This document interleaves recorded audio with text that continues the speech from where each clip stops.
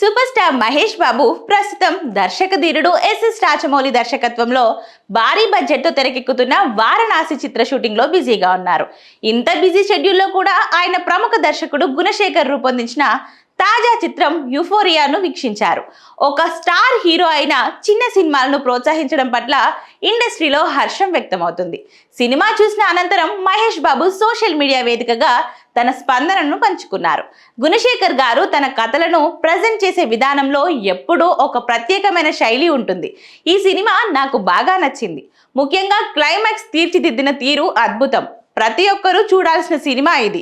గుణశేఖర్ గారికి, భూమికకి, అలాగే euphoria team మొత్తానికి అభినందనలు అంటూ రాసుకొచ్చారు మహేష్ బాబు. ఇక మహేష్ ఇచ్చిన రెస్పాన్స్ తో చిత్ర యూనిట్ కు కొన్నంత బలాన్ని వచ్చింది.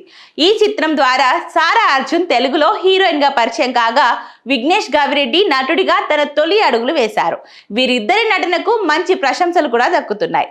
నీలిమా గుణ మరియు యుక్త గుణ నిర్మించిన ఈ చిత్రానికి కాలభైరవ సంగీతాన్ని అందించారు.